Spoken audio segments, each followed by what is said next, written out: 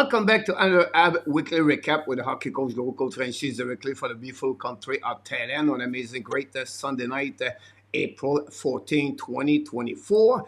Tonight, the house is full because from Hawkesbury, the co-host Marko and from Toronto downtown, and the caveman, the legend, Mr. Enortap are back in the house.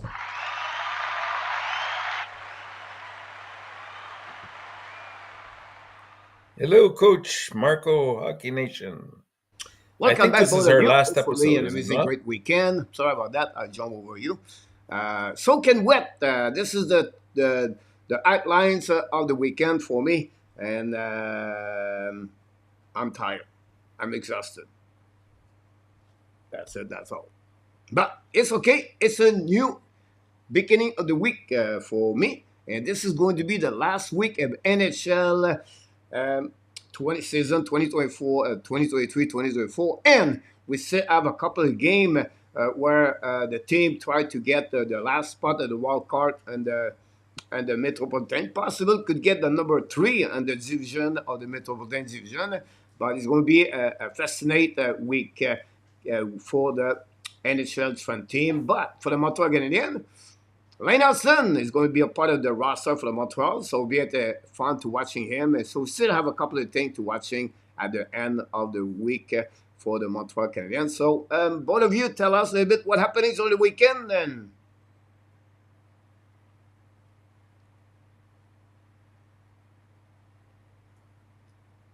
Marko, we lost you. You lost your sound. Oh, okay. Can you hear me That's now? all right. Okay. You was There you talking go. to the Right. dog back enough that. Yeah.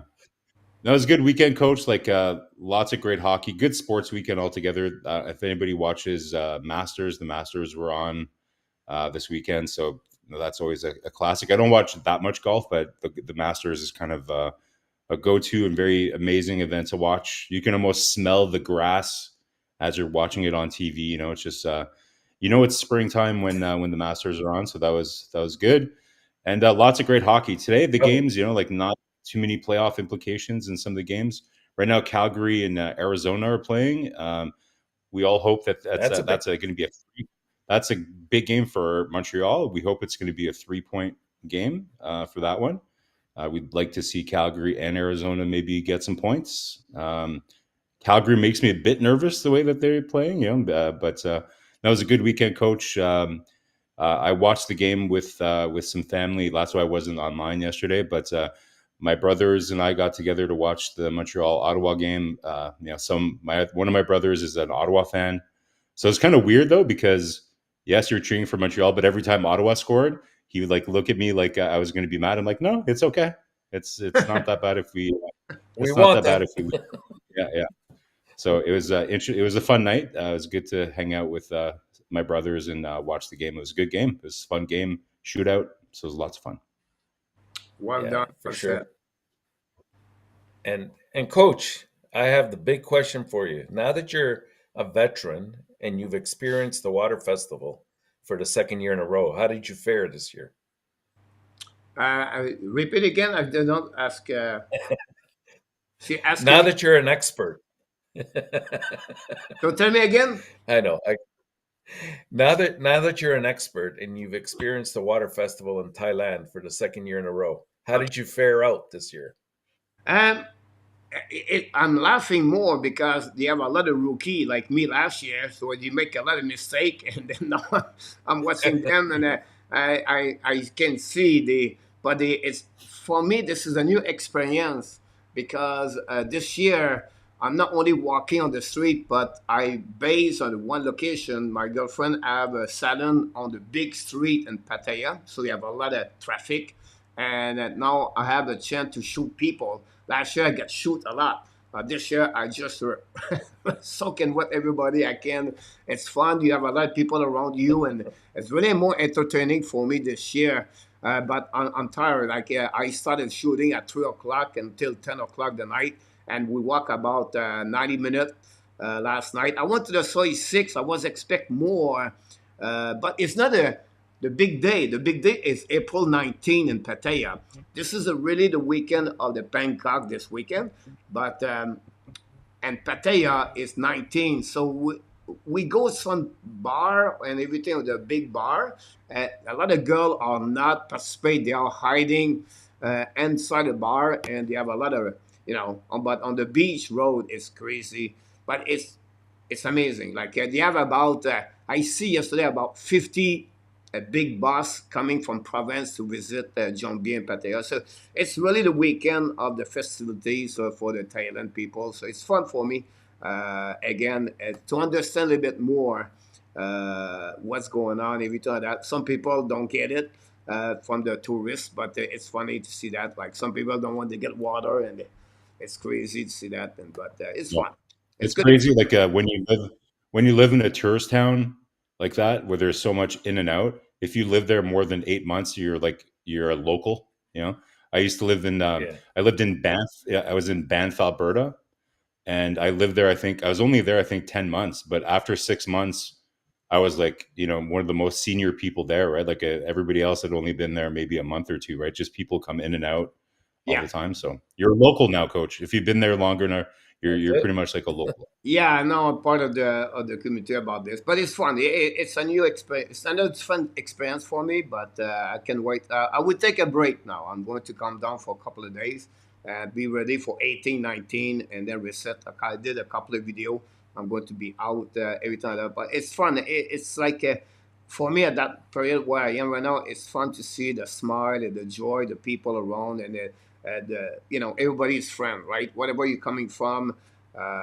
You could be Thai people, or you could be black people, or whatever you are. It's celebration. It's fun. It's just a good atmosphere right now in Thailand. So it's good experience. It reminds me a lot. Good I to hear. went to New Orleans, right? At the New Orleans, I've been there, and it's similar on that one. Yeah, no parade, Mardi but Gras. yeah. So Yeah.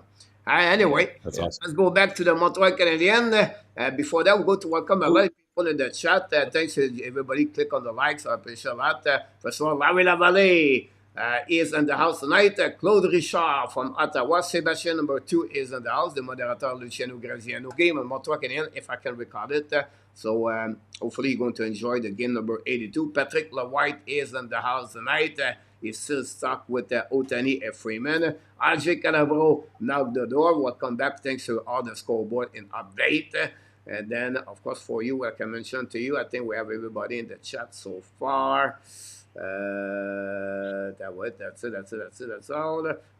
Rand isn't out. So that's pretty much what we got tonight so far. And then let's go move on right away to the headlines of the night, like we do at the beginning of the show. And we'll start with Marko, I believe. And we're going to get there. Here we go. A2 is in the house, by the way, with A to Z. some kind of prediction with the playoff next year for him. Anyhow, welcome back, A2. Thanks to be with us. Here we go, Marco. Yeah, so I don't know if you guys remember that game. I remember this game a lot when it was wintertime. On your street or whatever, the machine would come by and like put all the snow. If you lived in a cul-de-sac, you'd have these huge hills of snow, and the kids would climb the mountain, and then you try to kind of like knock your friend off the top of the mountain, right? It's so the game is king of the mountain. The kid gets to the top of the mountain, and then you try to knock off whoever's on top so that you can be king of the mountain. So for Mike Matheson, the way that he's been playing this, like I think he's criminally kind of underrated by the Habs fans. Like I think we all know that obviously there's some defensive issues, that come up with Mike Matheson, and I think we all agree that he plays too many minutes. But listen, the season that he's had, guys, I don't think we've talked about him this year, but my God, just right now he's on a 7 or 8 game point streak. First Habs defenseman, I think, in over 20 years or something to get over 60 points. So just we have to kind of, really kind of give props to Matheson. Like this is not a season that you see every year from a defenseman, from an offensive perspective. So, king of the mountain, we know that we have a lot of young defensemen coming here, guys, but I don't know if Mike Matheson is really ready to be kicked off as the king of the mountain yet, right? Which Montreal Canadiens young defenseman is going to come up and knock him off the top of the mountain next year? I don't know if it's going to be next year. So, Habs fans, we can be, kind of critical maybe about his utilization. Maybe he gets used a little too much. Maybe if they kicked back a little bit, maybe his penalty killing minutes, he might be even more effective. But I just wanted to, give a shout out to Mike Matheson. What an incredible season he's given us this year, and it's going to be challenging for one of these young defensemen to come in and knock him off the mountain right away. So I know you guys probably have a similar appreciation for him, but like thoughts on Mike Matheson's season, guys, and how do you see, kind of Martin Saint Louis maybe adjusting his utilization next year, depending on what happens with some of the, like, whether it's Reinbacher or Mayu, that comes up next year, or maybe even Hutson, which we'll see here coming up in the end of the season. Enortap, why don't you get us started? Yeah, Marko, you know what? If by any chance he falls down to the second pairing and his time on the ice is reduced a little bit and not put in as many critical minutes as he's had to be put in this year, that'll bode well for. It'll speak volumes to what our defense will have arrived to, and I think that that's possible. Like if at the beginning of the year, both of you guys, if I had said that Matheson would have more goals than Dahlin, you probably would have laughed at me. And yet here we are with one or two games to go, and he's exactly in that position. He's in the top 10. I think he's ninth overall in scoring. And I know we're focusing mostly on the offensive aspect of his game, but he's made some strides, even though he's had some questionable turnovers sometimes in his own zone. He's made some strides in that direction as well. And you wonder how many of those turnovers are sometimes because he's on the ice a little bit too long. But I agree with you wholeheartedly on this. He's become a cornerstone for us. And if he moves down to that second pairing, man, I'll really be excited about this defensive core. And it'll say that we're much closer than we believe in terms of making the playoffs. But I don't think they can move him down to a second pairing next year, right, Coach? Like, I think I don't see somebody coming and really take. Maybe again, they it depends on the pairing. And it's a little. Yeah. It depends on the pairings, Marko. Like usually, you don't want to have, let's say, two very strong offensive types of defensemen on at the same time. You'll split it up with a partner that's much more responsible defensively. So that's how I might see him dropping down if somebody else steps up to that. Now, that's a big if for sure, but we'll see. You never know. A lot of comments in that chat Coach? about Matheson, about that. First of all, you nailed it. I'm a big fan of Mike Matheson. This is first of all, we need to give credit for Ken Hughes. If you call that trait right, for Rand Poland and of course Jeff Petrie, and both of them left the Pittsburgh Penguins. So some GM make some big mistake at some point, and I hurt the team at the end of the day. Matheson, for the transition of Montreal Canadiens, so rebuilding from phase 1, phase 2 to phase 3, Matheson fit very well overall for the Montreal Canadiens. And I think for me, this is where you cannot lose Mike Matheson. A couple of people start to tell me this the last couple of days, and more tonight for you said the same thing. Lane Hutson is going to be there. He's going to play next year. He's going to take the spot Mike Matheson. Guys, don't work that way. It takes time. Remember, guys, Kaden Coley, when he showed up in the NHL 2 years ago, he took the spot of Romanov. They never bring Coley right away on the first pairing. They put together, remember, Edmondson was there, Savard was there, Matheson was there, and they protect a little bit more Coley before they open up the door for him this season again opening. It will be the same thing with Lane Hutson. We cannot lose Mike Matheson. Love it, hit man, and I think some fans are really hard. Patrick talked about the minus 24. It's one stat. It's like every time a player play bad or have a one bad stat, we jump on him. But what about the number of the goal he has? What about the number of assists he has? He has 50 assists a plus and a 115 years history, guys, of the Montreal Canadiens. He's number 6. Number 6. And we're just talking is minus 24. This is very bad. This is not good. The guy, he beat most of the defensemen in Montreal Canadian history. Number 6. And still does not give enough credit for Mike Matheson he bring on the table. He played 25 minutes plus per game. How many defensemen does this? And you know what? The most important things, the cost. $8.8 million per year for the next 2 years for the Montreal Canadiens. So for me, the Matheson is slow the process to make the transition and give a chance for the Montreal Canadiens to develop the young players slowly, properly, and to give them the right chair at the right time. This is for me what I see for Mike Matheson. Big piece of the puzzle for the Montreal Canadiens. Without him, I think because who skate like him? Who carry on the puck like him? He cannot be perfect. He become a second pairing defenseman at the first pairing defenseman. For me, is a great fit for the Montreal Canadiens and can use. He's only got another bonsai hit with that one. Yeah. So just to wrap up on this one, Coach, I think we've heard Martin Saint-Louis recently talk about Mike Matheson and, just how impressed he is with his conditioning, like how his gas tank just fills up almost immediately. Like his recovery time is just insane. So Martin Saint-Louis he can't restrain himself from keep putting him out there, right? Like I have no justification not to put him out there because his ability to refuel and re-energize is so fast. But so I get that, right? But if we want, some of these young defensemen to kind of gain an experience and everything else, and if we really want to optimize, it's kind of like, remember you hear Thomas Chabot a lot in Ottawa, right? There's a lot of talk about that he's more effective when he plays under, say, 23 minutes. I think it would be interesting to see what Matheson would look like between 22 and 24 minutes a game next year. So he can still be your top pair. I think really the big opportunity is just to not have him start. Like maybe he can be, I'm not saying he can never be on the PK, but he shouldn't be your number one pairing defenseman for the first unit PK.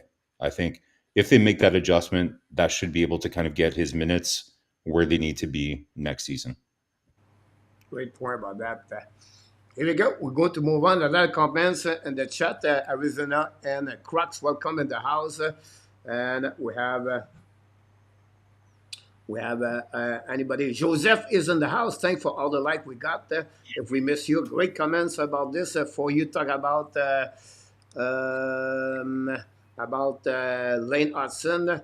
That they need to catch up with Mike. One day happened to won't be minus 24. And the second headlines, the emergence of Caufield from Mr. Enortap. Yes, Coach, and Marko here.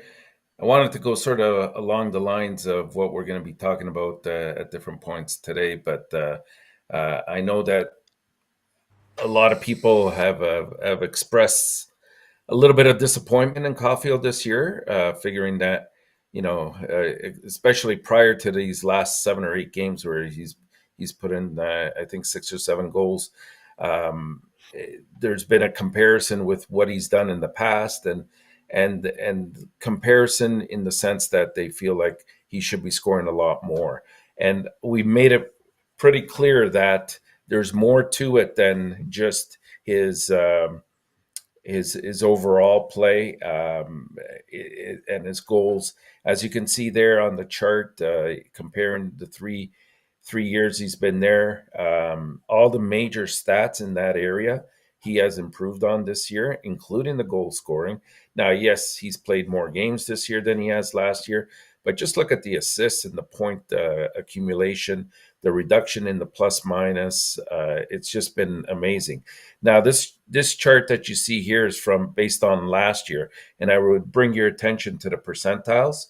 And it basically in the center there, you see a circle with what looks like a spider web, Ideally, what you would like to see is that spider web as wide in diameter as possible. Last year, you see that his goals and shooting percentage were at the highest. If you go to this year's comparison, the next slide, All right, stop you it. will see that he's. Oh, okay. And the next one, there it is. It's much more widespread. If you look at the percentiles in each of the categories that were outlined there, once we did a little further digging into his stats, we see that they've all increased. The only one that didn't, obviously, was his shooting percentile. And, to even his own admission, and Martin St. Louis, it's because he tried to develop a huger part of his game, and that's to become more of a 200-foot player. There's always different ways that you can contribute to the team, coach, and Marko. And, a lot of times, when Caufield looks at the score sheet at the end of the game and may not see his name on the score sheet, he's still happy with his play because he accomplished some of the areas that he wanted to. Now, what you see here is the number of shots that he took from different locations last year versus this year. And the biggest difference you'll see is that he's varied now. He's sort of spread out where he's shooting from. He's trying to find the middle of the ice there in the offensive zone a lot more. And if you look at the second one, you'll see again all the percentiles have increased in that area. So that's another area. At the bottom, you see it's compared to the rest of the NHL in terms of the average, and this is last year's and it's lower. But look at this year's. A lot of the sections are more in the above average area, and his shots are coming from everywhere this time. So again, another stat that was very pleasing to see. And look at those percentiles in terms of shots on goals and goals. Again, just the shooting percentile was a bit low. This graphic here last year shows when he's on the ice where the puck is spending the majority of time. And you'll see it's 44% last year was spent in the offensive zone, and secondarily in the defensive, which wasn't the greatest, but it is one of the higher percentiles. And then if you look at this year's, this part hasn't changed as much. The offensive has gone up a little bit. The defensive went down a little bit, which is a good sign, which means that the neutral zone was pretty much the same. And the last one that I'll bring your attention to deals with goals that have been scored. And this is last year's, and you'll see that the majority of the goals came right in front of the net. He had 9 just from that one section alone. And if you compare it to this year's, which will be the next slide, I don't think so. you'll see he's. Oh, maybe this one is this year's then. Yeah. I'm not sure. I'd have to. Yeah, I think it is. So you could see he's sort of varied it a little bit more. So that overall, when you do a little bit deeper search into the stats, you see that we should be really pleased with his progression this year. And I'm sure that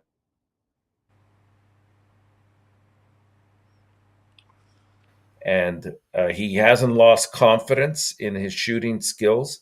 He's admitted that entirely, but he's also admitted that he wants to be a more complete player, and he gives a lot of the credit to the coaching staff for bringing him to that realization. So, hold your heads up high because this is a great player that we have on our hands. Great point, Marko.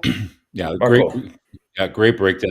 Yeah, great breakdown, guys. So this is in response to Antti. I think he was kind of asking last week. I think whether we had some data around to back up kind of some of the improvements that we saw. So, guys, in the chat, like this is great example. If ever you have feedback about things you want to see on the show, please let us know. Right, like we're happy to kind of to do that. Right. So thanks, Antti, for that feedback. So around Caufield, And guys, we didn't even really get into just overall the eye test, right? Like just seeing that he's winning more 50-50 puck battles, intercepting passes, playing above the puck, just doing the right things overall. Like you can just see that he's not cheating the game. And like St. Louis said from the beginning of the year, and I agree, right? Is sometimes you sacrifice a little bit around what you're good at in order to improve in other areas, and sometimes you're going to see a little bit of dip in production as you're kind of working through that. So now we're seeing Caufield kind of get on the other side of that process, and we're really starting to see everything kind of come together, right? So really encouraging, and one thing I don't know if you guys saw Caufield's press conference after the loss in Ottawa, but there's some things as well too that you can't really see on a stat sheet. But even though he scored 2 goals, guys, we know that he probably wasn't happy about flubbing the penalty shot or the shootout attempt that he had. So he wasn't in the best of moods around that. But overall, I think he was just not really happy about losing. And, I think, remember last week, my headline was around how the whole mood around the organization is shifting and how they're getting sick of losing, whether it's Martin St. Louis, Suzuki, you're hearing it from the management team. You're hearing a lot of fans, including us on here, including people in our community here saying, I think we're ready. I think they're ready to maybe take a step here. And to me, Caulfield is part of that, right? Like you can see he's not accepting losing. It's very similar to Slavkovsky, right? Like these are things that you look at in young professionals. Like it would have been very happy for him or very easy for him to be happy. He scored 2 goals. Yeah, I had a great night tonight. I scored 2 goals. Yeah, but it's too bad that we lost. But you could see like he wasn't really that interested in talking about his 2 goals. He was just, you could see he was visibly, especially because they haven't won against Ottawa in a while. I guess it's kind of getting a little bit under their skin. So that's another thing Yeah. too, right? Just overall his attitude and how he's approaching the game, guys. I think we're starting to see the development of a very good young professional hockey player that's dedicated to winning, and that's really, that was the huge debate that we often saw ourselves in this chat, guys. Like Cole Caulfield's job, his only job is to score goals. If he's not scoring goals, it's he's getting paid too much money. It's way more complicated than that, guys. There's way more, many more aspects to being a well-rounded hockey player. And what we're seeing is the evolution of a hockey player. He's never going to be the best. He's not going to be strong enough to kind of like be a Selkie nominee or anything. But what we're seeing is him dedicating himself the right way. So very, very positive. Great comments for all of you. I would say to have a benefit of the best of Caufield, you have to score 30 goals per year. What he's going to have is starting to reach his peak about that. But this is a comments about Martin St. Louis. You cannot just go where you want to go. You got to go where the game is asking you to go based on where your teammates are, where your opponent are, and that is you got to get calculated. And for me, this is where Martin St. Louis is so important for the Montreal Canadiens. Is to let the player understand that what the game will give you, what the game is telling you what to do. And it's a game with speed, but also with slow at the same time. It's to react. It's to know exactly where to go at the right time. Caufield, when he played with Wisconsin, right? He said all the time, it was easy for me. I was always the same spot, and I was the game that I only know I just need to shoot the puck. I was happy about that. Is make a goal. But now he's learning to be benefit and to be in the NHL because goal in NHL, guys. Maybe he said it's easy. It's not easy in NHL scoring goal, and he No, it's tough. here. So he understands now what zone he need to go. Remember, he's 7 goals the last 7 games for him so far, and you can have also the benefit to see him scoring a goal yesterday on the right side of the chart of just Enortap That's showed to right. us is on the right side, not on the left side. So if he's starting to explore to expand his location of the shooter puck and to get at the right time at the right location, that would benefit Cole Caulfield overall with the Montreal Canadiens. But again, This guy, it takes time to develop. And that's what you have to be patient with the Montreal Canadiens at the end of the day. This is my question of the day. On my pool question, I do every day at 10 o'clock at Eastern Time PM. Today is about how do you evaluate the season of Caufield. And we have to, you can participate on that one. But a lot of great comments in the chat, guys. The Canadiens now take the lead 5-4 against the Flame, by the way. So I don't know if you want to add something on that comment. No, I think we went around pretty good there, Coach. Let's just hope that Calgary brings it to overtime, though. That'd be nice. But yeah, definitely. Yeah, that would be perfect. An overtime. Sorry, go ahead. Game. Sorry, no. I think we covered most of it, and like I said, yes. Just answering, I think it was for you that made a comment about primary role of a player. Of course, that's always the situation, but we have to keep in mind in this transition that he made from the previous year. I mean, he had to deal also with a recovery from a shoulder injury. And also, it takes a while to get assimilated into a new style that you're trying to emphasize in your own development and what the coaches are trying to get you to do differently. And I think what we're seeing now that he's finally comfortable in doing that, and he's starting to return to that primary role, if you want to call it that, where he's starting to put the puck more into the net. But let's not lose sight of the fact that we've seen also the emergence of Slafkovsky on that line, and not to mention the amount of goals that Suzuki has scored, and that hasn't happened independent of what Caufield's doing. It's because of his improved play that has enabled those other two players to come into their own as well. Hey guys, we have a great question here, Coach, from Run. I think maybe if it's a good time to kind of address it, if you're okay with it. So, question from Run is: how do you decide who you want as a goal scorer, and who do you want as a two-way player? All your players can't be a Kopitar or a Bergeron as much as you would like that. So, great question. I think you're right, Run. Obviously you're not going to expect every player to play at that same level, but I think what we hear Martin Saint-Louis say is there are certain things that are not negotiable, regardless of what role that you play on the team and what your quote unquote primary role is. There's certain things that are not negotiable, and ultimately, as an offensive player, it really doesn't matter if you're putting up points if you're on the ice for more goals against than you are for, right? So it's not that you expect that Caufield, is going to be an ace at doing that. Like, sometimes it's okay for him to take maybe a little extra risk than somebody on the fourth line, who's really trying to just kind of shut down play.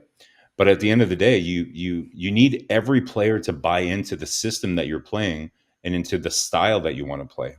So I think regardless of whether your role on the team is to be is to be offensive or to kill penalties or to be an energy player, whatever it is, there's certain parts of the team play that are non-negotiable.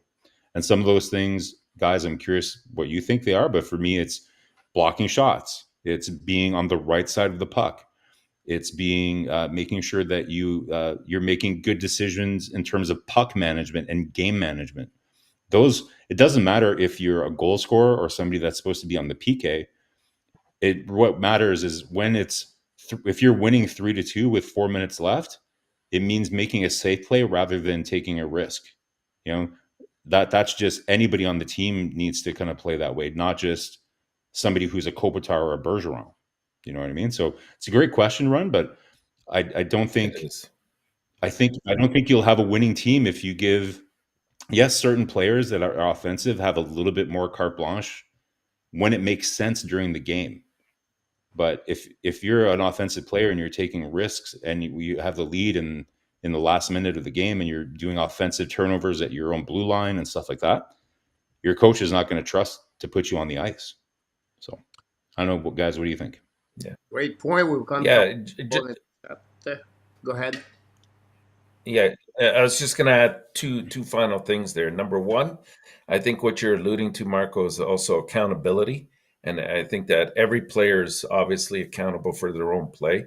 And number two, I would bring everybody's attention also in answering Run's question, their age. Like some of these players are a lot more established that were whose names were brought up, and in Caufield's case, I mean, this is his third year now in the NHL, and so if you can bring out the best in terms of the wholeness of his play at a young age, that's something that's going to stick with them for a long time. And you see it with players that have developed that over the course of their careers.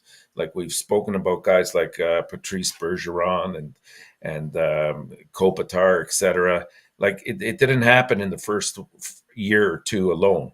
It's something that came with time, with experience, and with proper coaching, and that's what you like to see in terms of the development of the young players that are coming on your team.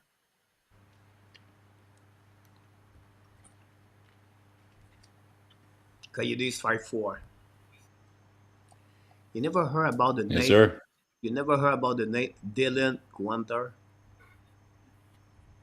Dylan Gunther. Yeah, yeah. Took Dylan, Very goal good. again yeah, tonight. He has 34 points since he got the call up from that team. He's on fire. 9 overall pick at 2021. Play a big role with the Team Canada, if you remember, with the World Cup junior.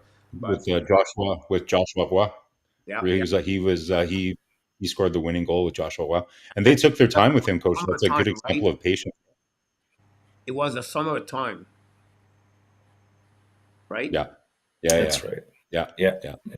So anyhow, so I just want to open the door right there about that. Shane Down scored his fifth goal of the season with the team. I'm going to be that's a good boring. story too. Fine, guys. My headline is really easy. Yeah. One or two mistake and can destroy the ship all the way, like the Scenic. And I point Marc Bergevin there, but I can go with many general manager, and that bring caution to the fans for the Montreal Canadiens. And when I said that, sometime if you miss the target with your NHL draft pick, imagine Montreal with Brady Tkachuk over Kokanemi. Montreal miss Adrian Kempe. Montreal miss Jake Ottinger. Montreal miss Charlie McEnroy. We're going to always miss, but let's go back with Marc Bergevin. Is imagine if he was a little bit more caution and try to work with people around him and to bring the right development, to bring the right scout, and to develop more his staff management and to have a little bit more a better vision of what he should become and not to stay with the old school. During those time from 2010 to 2023, example, you have other organizations, Marko and Enortap, they bring staff coach video, not only one, two now. They bring scout Yeah, more in their staff. They bring analytic coach video people in the staff. And they're increasing because they see the data and the number are helping have a better tools for the team to find maybe a better hockey player. Marc Bergevin did not follow those team and he stayed only on his believe on himself and the rest with Trevor Timmon. That's it. That's all. I don't said, you're not going to miss draft pick. My point behind that is you can make one or two, three mistake and the team don't go forward. Whatever you want to build, you take a step backwards and go forward. It's happened, guys, for many general manager. What's the point behind that? It's because Ken Hughes, remember what Marco said? Well, he was not much pressure. He did a lot of good job. He was not the biggest pressure. What is coming, guys, is coming to be harder for Ken Hughes to target and to hit the bonsai again. I'm talking about the UFA. I'm talking about the trade. I'm talking again to Constance to Drake. They cannot miss the number fifth overall pick this year again. I don't say they miss it, but those players is going to help paint the Montreal in the future. The one thing Marco and Artap is hard for the Montreal Canadiens is they never have that kind of player like Matthews, McDavid, or Bedard. They try to build the team more like a not an average, but below of what it should be a player at 110 point. And I think they'll be for them. They cannot make mistake, and for that's the reason team like Buffalo regress. You can talk with Ottawa Senator, and you can talk with how long he take for Detroit where they at right now. And I can go each team. You look about the bottom five NHL, they are the same team: Chicago, San Jose, Anaheim, Montreal, and Columbus. And everybody has different path. The San Jose gave a lot of money at different old players at 30, at 28, 39, 30. The Thornton, the Marlowe, the Vlasic, Eric Carlson. Look about the trade for Eric Carlson. Now they pay the price for those mistakes about that. And I can go on each thing. Just my point behind that, guys, is to put a little bit more caution about your excitement, because one or two moves could regress the Montreal Canadiens backwards and go forward. I don't say what happened, but remember, a trade Sergachev. Imagine you have Sergachev in your team right now, right? And I can go all the way like this. It's a mistake, yes, it's happening. But my point is, Canadiens cannot make a lot of mistake or make mistake because they don't have a McDavid and Ballard. I just want to open the door tonight about that. Enortap and Marko. And Marko, I don't know if Enortap want to take that one. Yeah, that's a You go ahead fair first. comment, Coach. Yeah, I mean, I would agree with that, Coach. I mean, the only thing I would say, sort of in Bergevin's defense, and is if you look at their history of the drafting, like a lot of these young players that are coming into their own were drafted under the guidance of Trevor and himself, that made the decisions to have some of those players, and he didn't really surround himself with other people. He was led more by his emotions, and sometimes that could be a mistake as a general manager, because you sort of fall in love sometimes with a player or the character of a player, and you tend to give him a contract bigger than it deserves because it's based on the past. And I mean, those are a couple of areas where I think he faltered. But overall, I thought that he did some very positive things as well for the organization. But you're right; like the one or two mistakes that he made has set us back quite a bit. Marko? Yeah, so I think that I think it's a very good point, Enortap. Like, that there are some good legacy pieces that the Bergevin and Timmins have left behind, whether it's Gooley, in particular, Caufield. I think those are kind of and obviously the Suzuki trade was a Bergevin move, right? So you have to give, this current roster, you have to give Bergevin his flowers there. But there's no question, right? Like the Kotkaniemi selection was a big miss for an organization that really wanted to draft character. Again, we don't have all the information, but what we hear about Kotkaniemi's time in Montreal was he was the opposite of what we're seeing with Slavkovsky, right? Just not as coachable, not as open to getting feedback to improve himself. He had his own vision of kind of what his role should be and what he needed to do to be successful. Some question about his how he trained during the pandemic, like he thought he could stay in shape just by playing tennis, things like that. We don't have confirmation, but these are kind of some of the things that we hear, and maybe that's something that you're a little disappointed that they wouldn't have caught during the interview process and vetting process, right? So it looks so far, Ken Hughes and the scouting staff has done a good job in kind of drafting guys with great character, and not to say that Bergevin's group didn't draft guys with great character, like I said, Gooley, Caufield, all that. But Coach, I think you're on to something here. The whole idea of the fact that since Montreal doesn't have a generational talent that they're able to draft during their rebuild here, it does make sure that you have to make the most out of every asset that you get. Again, to me, the best comparable guys that I'll continue to use as to what Montreal should strive to build is the Carolina Hurricanes.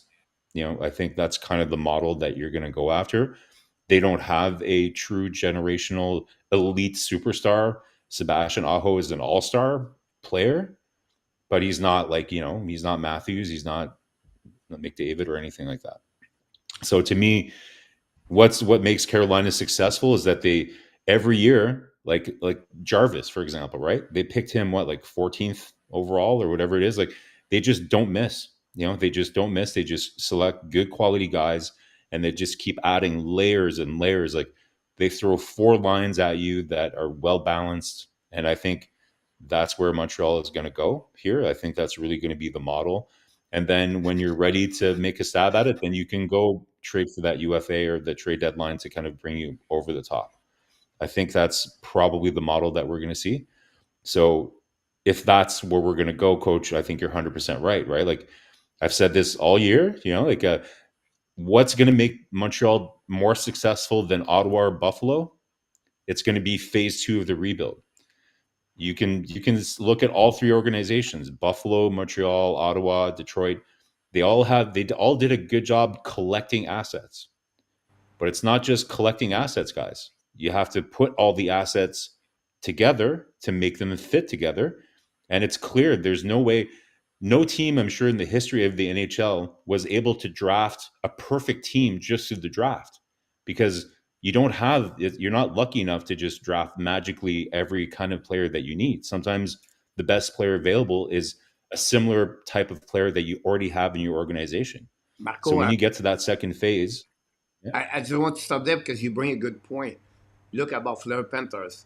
How many players they draft and they're still there? Like who they're coming from? Yeah. Kachuk, Bennett, Reynard, Monto, and I can Bobrovsky, UFA. Look about Tampa Bay Lightning, Marko, right? So I think what you're right. Look at Edmonton.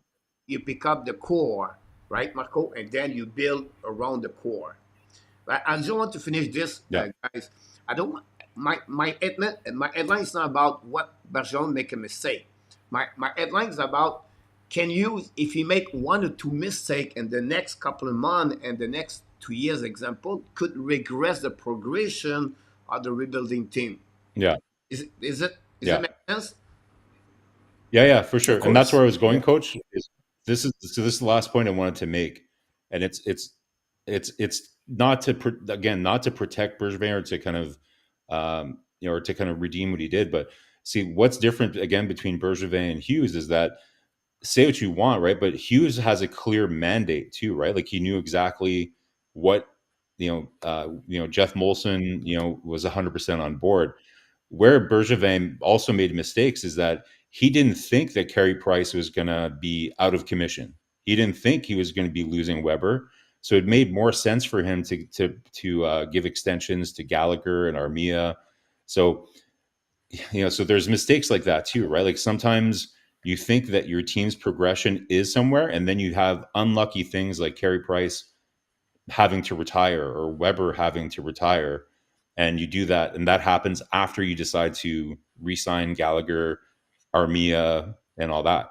I'm sure that if Bergevin knew that Carey Price's career was going to be over, or that Weber's career is going to be over, not sure that he goes and signs Mike Hoffman and and gets Anderson and all that. I think he probably would have made a different set of moves, right? But that whole and it's kind of like one thing happens to leads to another too, right? Like, so they have to kind of, they can't sign Deno, or they decide not to sign Deno.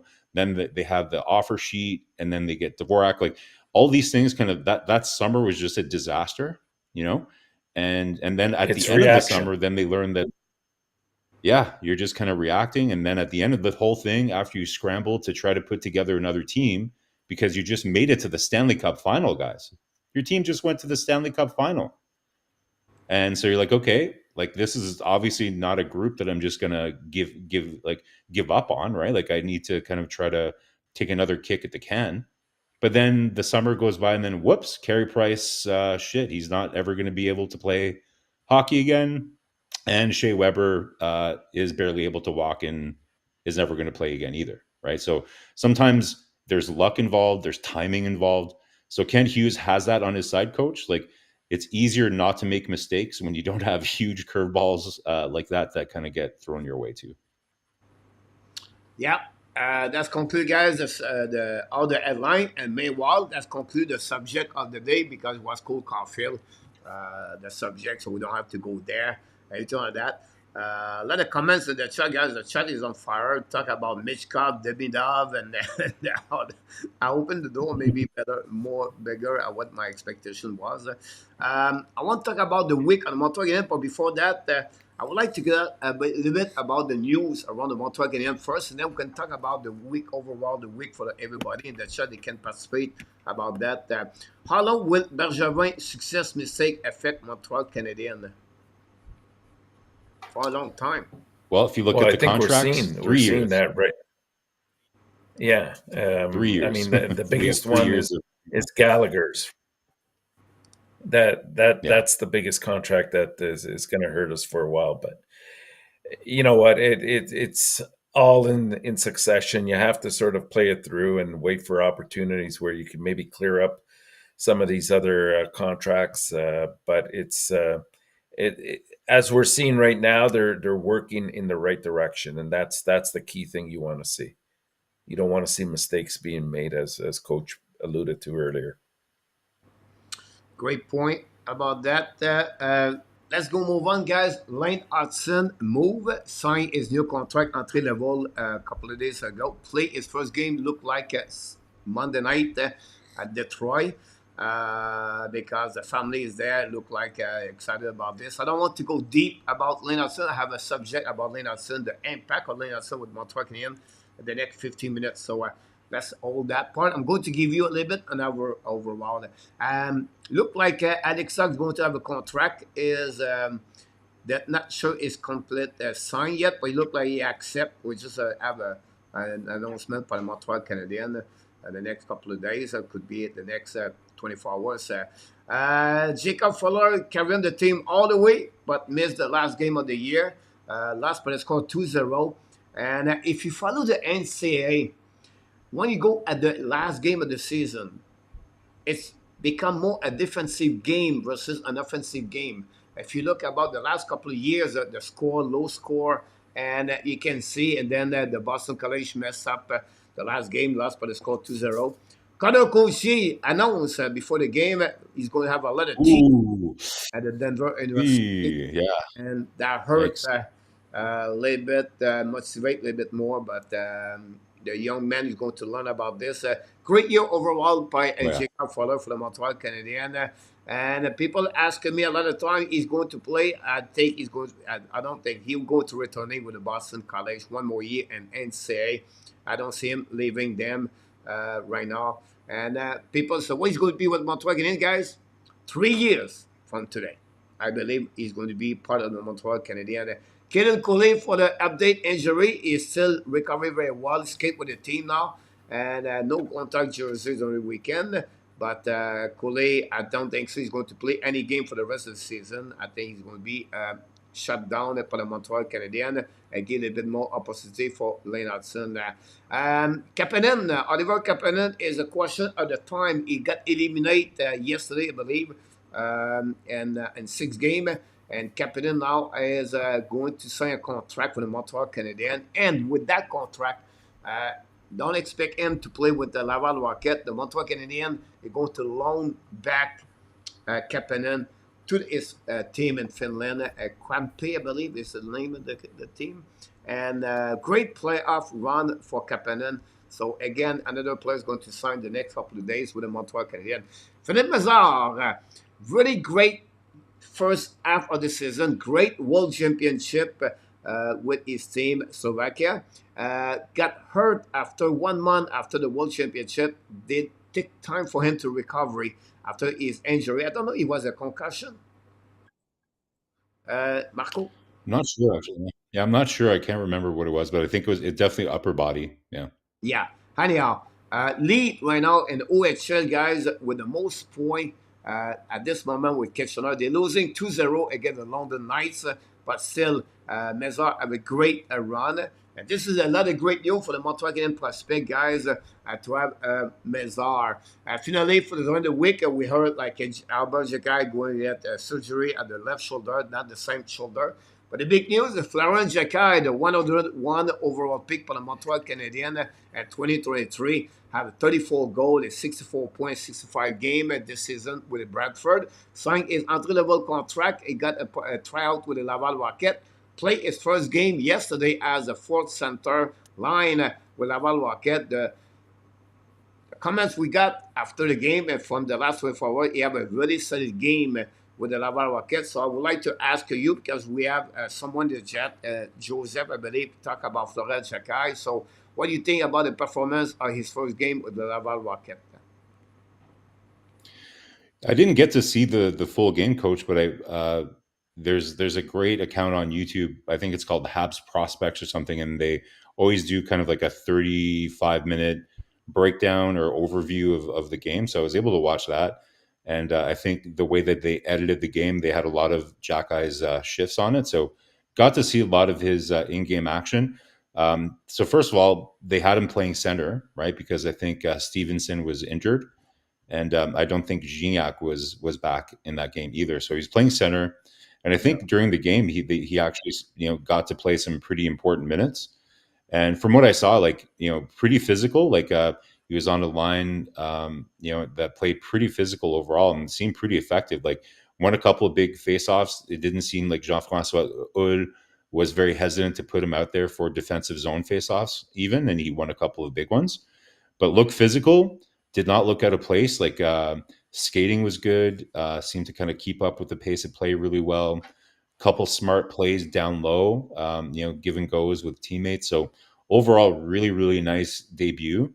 Great for his family as well too. Like just an exciting night, right, for any young player to have their professional debut, and all in a win, guys. Big win for Laval. They're still alive for that playoff spot. A really huge back-to-back with Belleville. I think, is it Belleville is playing tomorrow, I think. I think that even if Belleville wins that game, Laval, it's if they irrelevant. win, then they can still get in, right? It's If they win irrelevant, both Marko, games. because it's irrelevant because whether they win or lose, Laval will have to win both games against Belleville in regular time. Something that they played well against them. They played well against them this year, so it's not out of the question.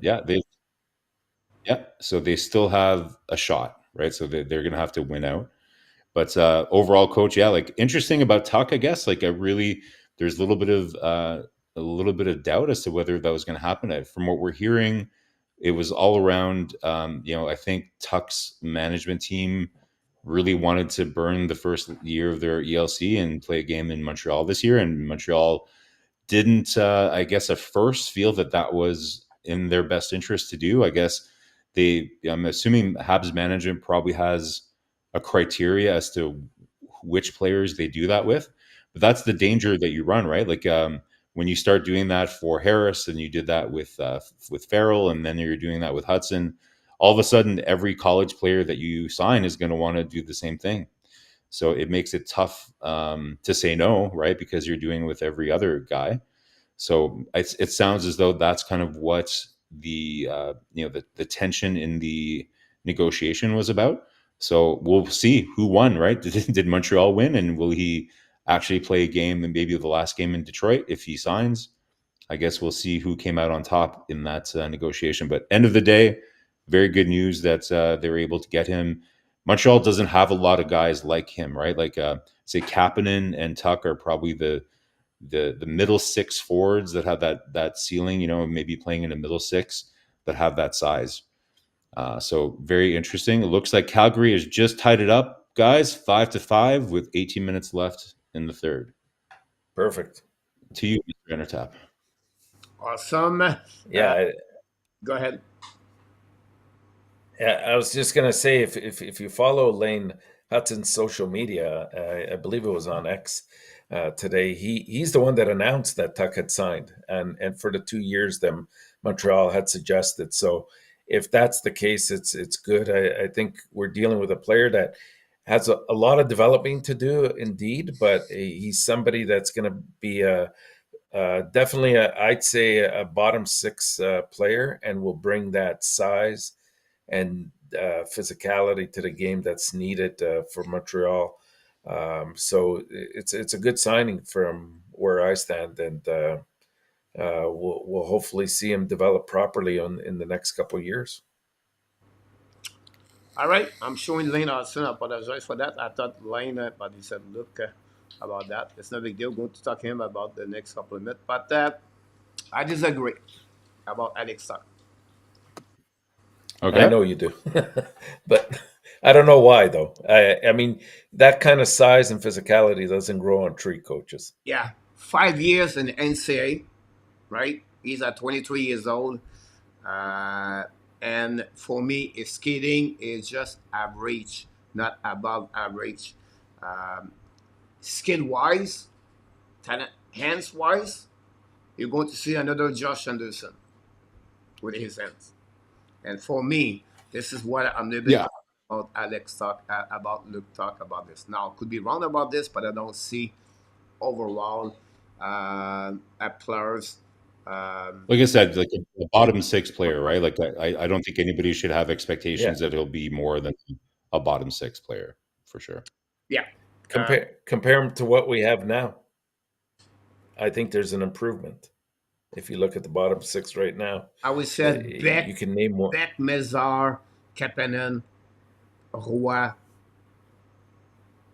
Jekai. You Right? really want Mazar playing in your bottom six? Right now. You want Philippe Mazar to play in your bottom six? Like, I just don't see. Like, to me, Mazar is the kind of guy that if he's not playing in your top six, Marko, should be second line. On your third line. Yeah, I don't know if I see him playing there. To me, he's either a top six or he's not. Players on your team. It really depends how you want to play, right? Like, but just with, again, to me, Mazar is definitely a piece that I would very much look at moving because of the mix of people that we already have in the core. To me, that like if there's one pick that's a bit of a mistake in the last since with the Hughes management team, it was that pick.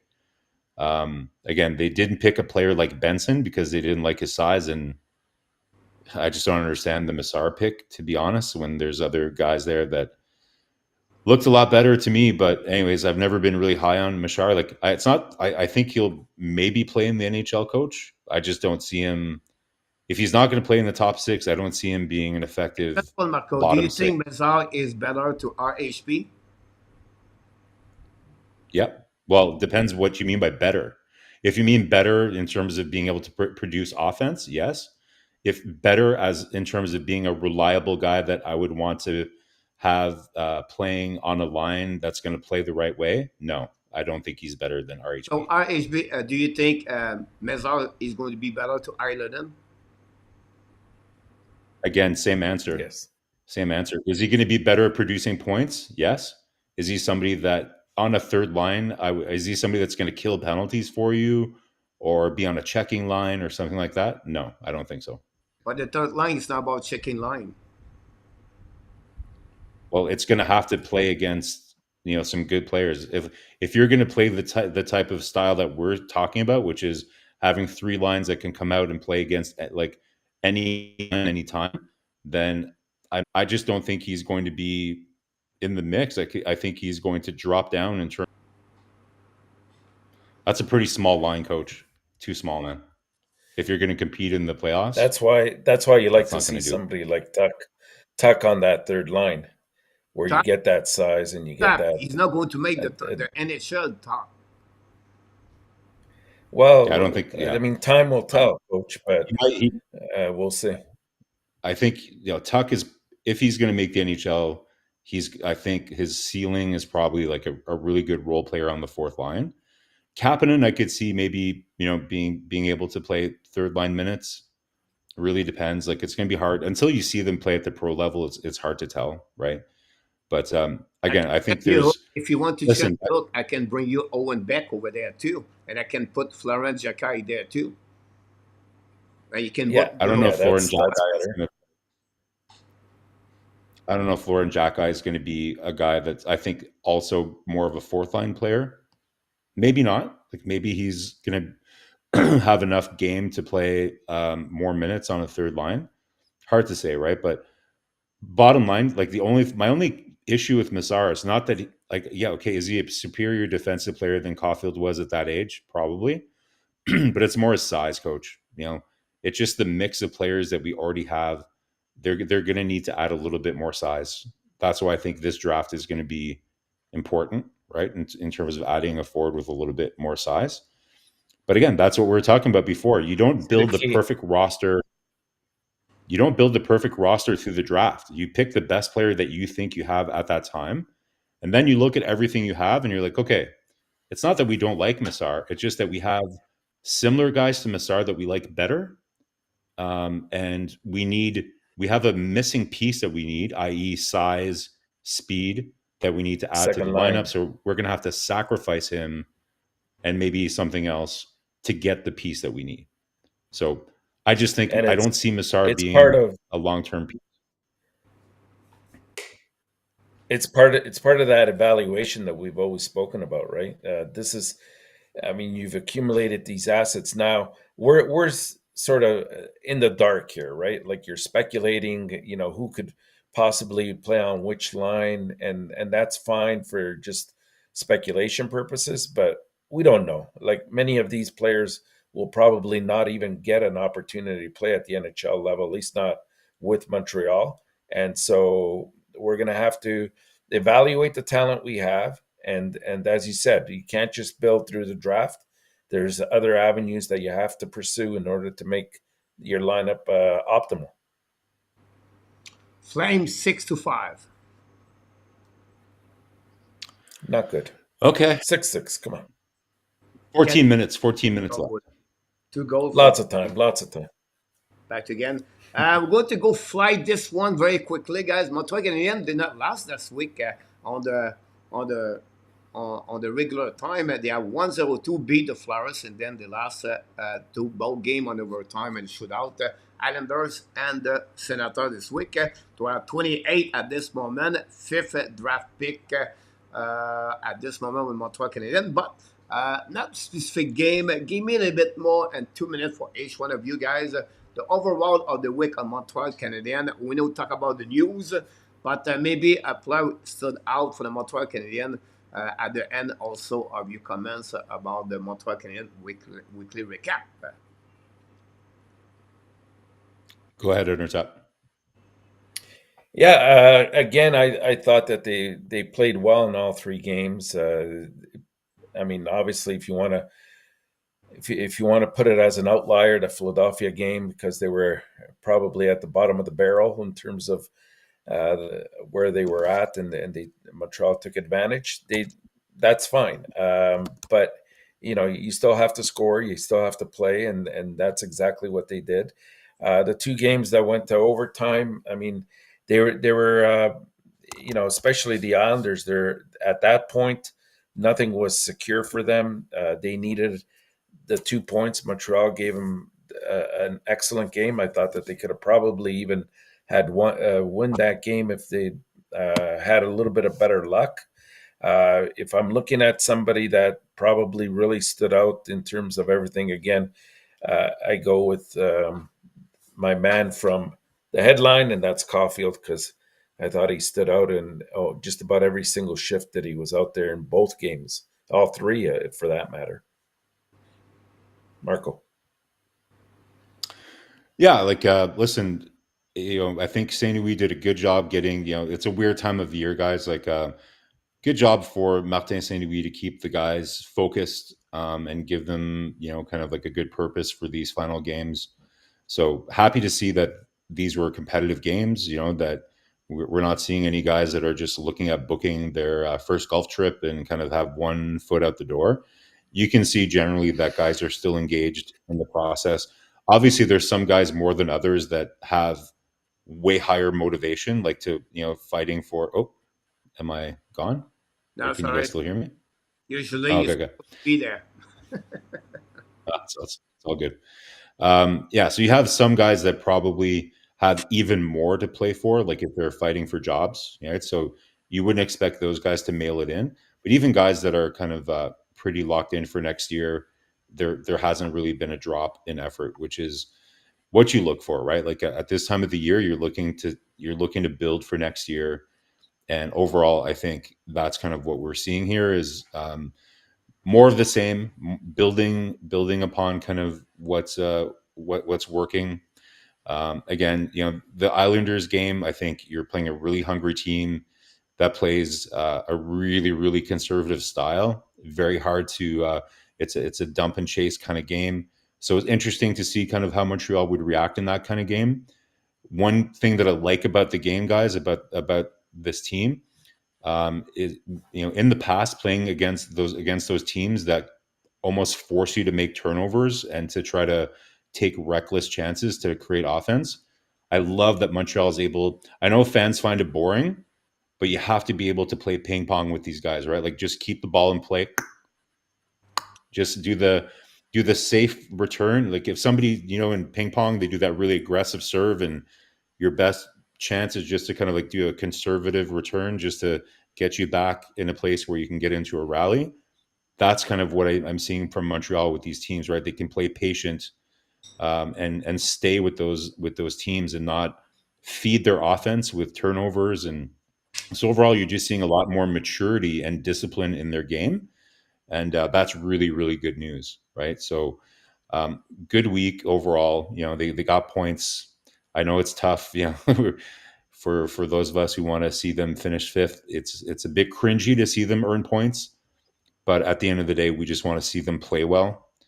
So in terms of who stood out to me this week, like there's a reason I chose Matheson, right? Like he's had a great year, and I think this week, again, like I think there was a while there where he participated, I think, with like on 6 or 7 of the last Montreal goals. Like he participated in all the goals or something like that. So just really, really dynamic out there. And, really great way to cap off the season for him, like finish strong, healthy season for Matheson too, which is, was my concern going into this year after last year. But just, yeah, so that's kind of who stood out to me. Primo, I think, had a really strong game. Monty had a pretty good bounce back game against the Islanders. Again, I think, Coach, you pointed out that you didn't like his positioning on some of those scrambles, but slowly, it's probably a low point of the season for Monty over the last week and a half or two. So looking for Monty to finish strong here in the last end of the season. Awesome. Great review for both of you about the Montreal Canadiens during the week 102, like I mentioned to you. I don't want to go a little bit deeper about that. So audio is breaking up, so I don't know if some people have some kind of problem too. Yeah, it's been pretty bad. Really? Yeah. I don't know what it's like on the hard. YouTube It's feed, lagging but and- yeah, for me anyways, like on our feed, guys, like it's breaking up quite a bit. I'm not sure It's what it's like on the difficult. YouTube feed. On the YouTube feed as well. A lot of the words are broken up. It's hard to follow sometimes. But That's too bad. I don't know. I don't. On my, I have like a green bar, and everything I talk right now, everything look good here. So I don't know. I can go on that one. that's okay. We'll muddle through it. Patrick Lawhite about this. We'll go with that one over there. A couple of milestones in Montreal Canadiens, 27 goals are Cole Caufield. This is the highest. Matheson, 50 assists, 6 in the history. About this, I talked about this a bit earlier for Mike Matheson. And then you have some milestones, the hook, Armia, Suzuki, and Sakaski happening for the Montreal Canadiens this year. So what's the good thing about this, guys? They're getting better. That's the good thing about the Montreal Canadiens. It's good after I restart YouTube, he said, Andy. And Okay. A2, he said it looked okay about this. I want to talk about, guys, Lane Hutson impact for you, both of you. I know I talked about this Friday night on my subject, but I would like to hear another perspective of Lane Hutson and the people in the chat. What do you think about Lane Hutson? He's going to play 2 games this year, the last 2 games Montreal remaining the season. Then what do you expect him next season, everything like that. So let's go talking about him for the next 5-10 minutes, if you don't mind. For sure. Well, guys, this is what we're hoping for, right? Like this is what we want to see. We're all really, really hoping that we're going to be able to see Lane Hutson at the end of the season, and he's here. The time has arrived. The prince, the little prince, is here. So it's going to be really fun to watch, guys. Like I think everybody should probably manage their expectations a little bit. But he's going to be running on a lot of adrenaline. Based on how we've seen Martin Saint Louis kind of manage these situations in the past. He's not going to put a lot of pressure on him. He's not going to overcoach him. He's just going to say, "Welcome to the NHL, kid, and go do what you do, have fun." And he's not really going to kind of overcoach Hutson at this point. Now, are we going to see him play first unit power play right away? Don't be surprised if that's not the case, guys, because it's a lot of pressure. I'm not sure they're going to put him in that position necessarily. It would be fun. I'm not going to lie. It would be fun to watch him play first unit power play. I think that's what everybody's hoping is going to happen. But I'm just managing everybody's expectations.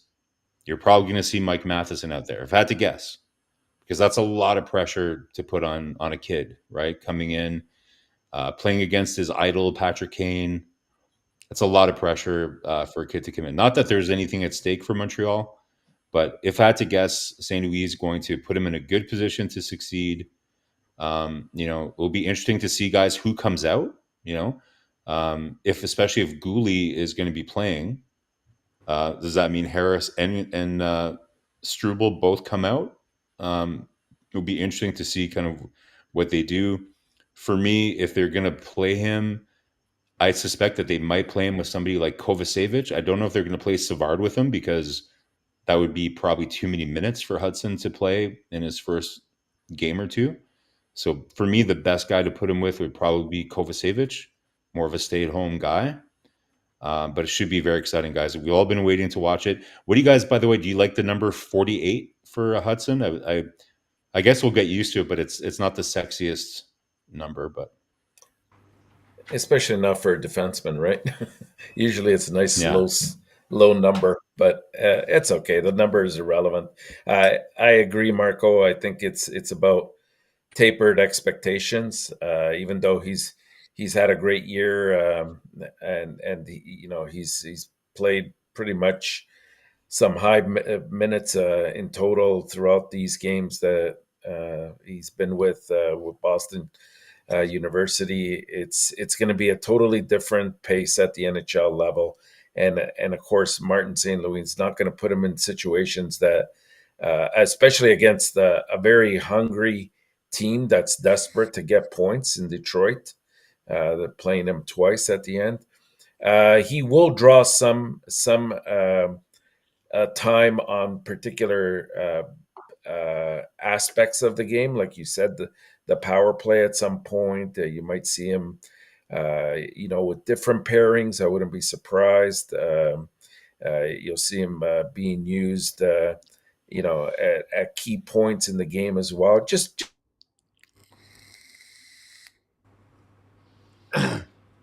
He got frozen. he's he's very excited. He's very excited about being here, and they're going to have to pair him up with, like you said, somebody that is pretty much a stay-at-home defenseman that is able to help him out. Great point about that. For sure. I think A2, it could be the jersey at Owen Beck, number 62. But I could be wrong. Yeah. Also, number 48, isn't that Bizarre's number? Would you think certain Philip Mazar felt a little strange when he saw Cole Hutson get number 48? Because that's his number, right?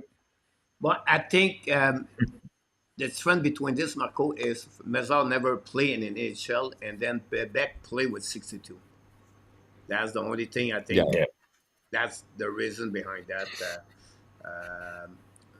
The Fazer would have limited ice time. I just pick up a couple of information in the chat. What's the Lane current number? Right now, he was wearing Isn't it- 20 at Boston College. Yeah, So I don't yeah, think he was 20. going to get that number, obviously. Hey, coach, for the Detroit games, have you thought about having Michael pop by in the stream? I think it would be a lot of fun to watch Michael sweat out Yeah, I these think Marko critical games. he's traveling right now. Oh, okay. Yeah. So That would have been fun to have him. so yeah, that's happening. I think for him about that. Pierre Martin's 5 for Guy Lapointe. About this, Josh, is coaching. But the jump for NCAA to NSA, he used. I just hope he does not get killed. However, play with Goldman yet. What happened with Ken Hughes? Yeah, Well, he won't. Ken Hughes jumping from you know, NCAA to NHL. Yeah, yeah, like some of his teammates, were talking about the fact that I forget who it was. Somebody on his team is saying like he's never really seen him get hit. He's just very elusive out there.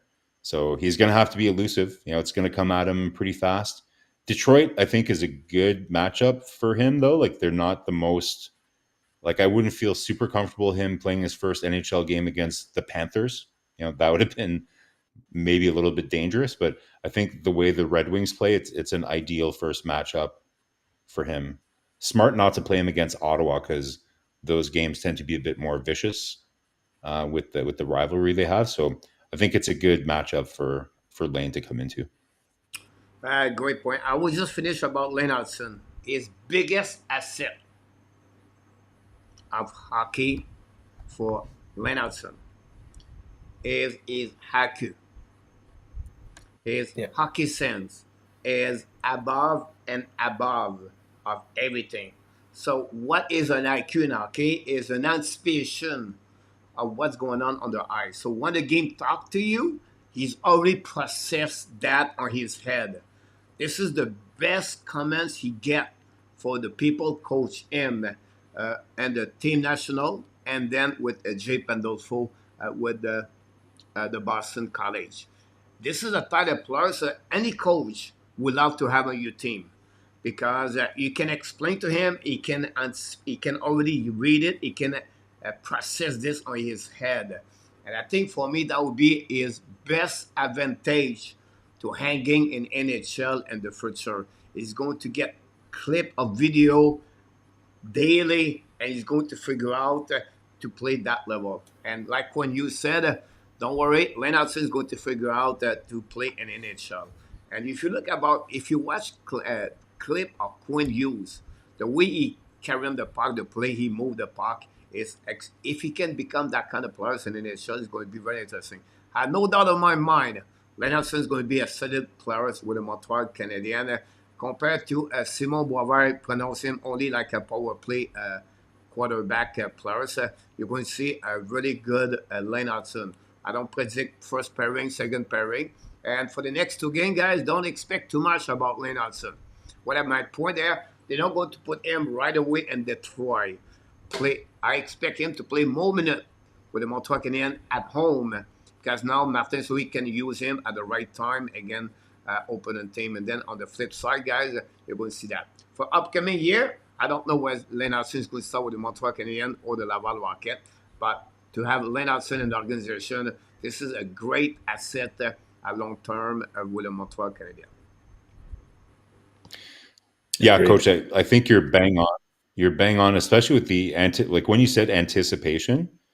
It's not even just on the offensive side. Like what really impressed me in some of the steps I really took him. I seen him take this year is the anticipation defensively, right? Like being able to kind of just because it makes sense, right? Like if you're good at anticipating what the next offensive play is going to be, then you're going to be able to read what the other offensive players are going to try to do.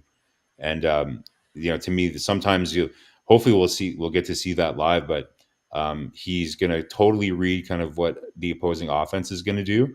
And I've seen him be able to kind of like really jumpstart a rush and get the defense completely kind of flat-footed because he'll just kind of like do really nice kind of D-zone interceptions and then start the rush really quickly. So I think you nailed it, right? Like to me, it's his shiftiness, his ability. Like again, I don't think he's an elite skater in terms of speed, but it's a shiftiness and his anticipation and his deception. Those are the three words: deception, anticipation, and shiftiness. To me, are the three top qualities that he has.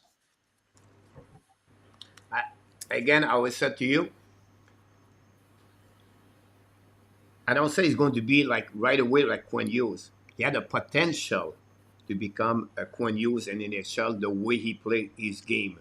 Um, the fans are excited about Sikorsky, and 2026, 2027, you're going to be excited about Lane Hutson. I can tell you that. Welcome back, Kenneth. He's in the house. Kenneth from Thailand.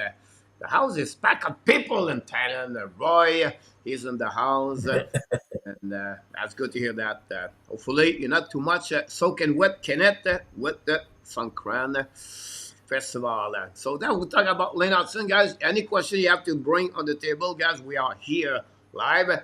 5:56 to go remaining. 6-5 for the Calgary. Tiger Flame against the Coyotes. About this. Here we go. Talk about Thailand. Maurice Robillard from Chiang Mai is in the house this morning. We're just missing right now Tim Rock Team. Tim Rock T. I've not seen him play enough to have an opinion on the talent, but I like what I see. I think is a character like a Sakesi. They know both team player and said that. The bottom end of the Canadian lineup is Preliminary and his talent, who is not like back next season. About that, really rightly read my point about this, guys, because I think I have something like that. Here we go. Roy knew already what's going on. It was my next subject, guys.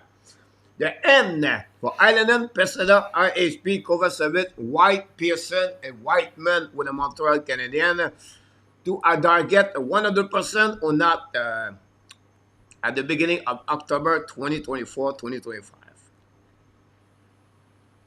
Yeah, to start off with, I would say Pearson and Weidman without a doubt. If you're looking at 100% accuracy there, I would next throw White in there as well, followed next by probably Yolanen, and then Kovacevic. And the last two that'll be a little bit more difficult, depending on how the young come to training camp, will be Peseta and RHP. I think they're going to have to fight for their lives to keep a spot here in Montreal, the both of them. And unless somebody steps up and takes their spot, they should be, probably the 13th man that is in the lineup.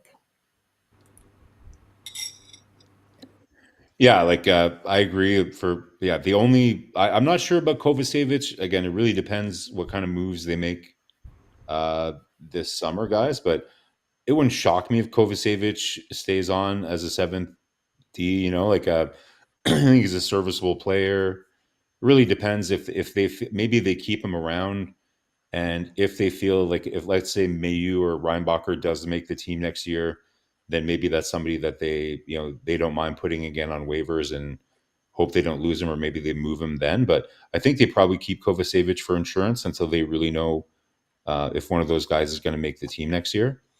And I think I've been pretty kind of Byron is waiver. Yeah, he's going. So they will go. That's the reason I put Kovacevic there. They will keep Barron there with Cooley and Savard, and they bring. I think they might move Barron this summer, though. That's what I mean. It really depends, kind of what. There's going to be some moves for sure. There's going to be some moves that will change this quite a bit, and I don't know if don't be surprised if Kovacevic is part of that. Yeah, exactly. It really depends what happens. Like, if they end up moving Barron, then I think they could keep him. But if they do keep Barron, then they're not just going to let Barron go on waivers and lose him for nothing. So they would do that with Kovacevic. When it comes to RHP, guys, you guys know how I feel about that. It's not just me, but my interpretation is that the Habs management and coaching staff really highly value RHP. So again, I think he'll let, like, a player like that, every year they have to come in and fight for their job. So it's not like he's a guarantee to make the team. just because he has an NHL contract. But I think he's going to be given a very good opportunity to make the team just because of what he brings. I think he has a little bit more offensive upside than we've seen this year.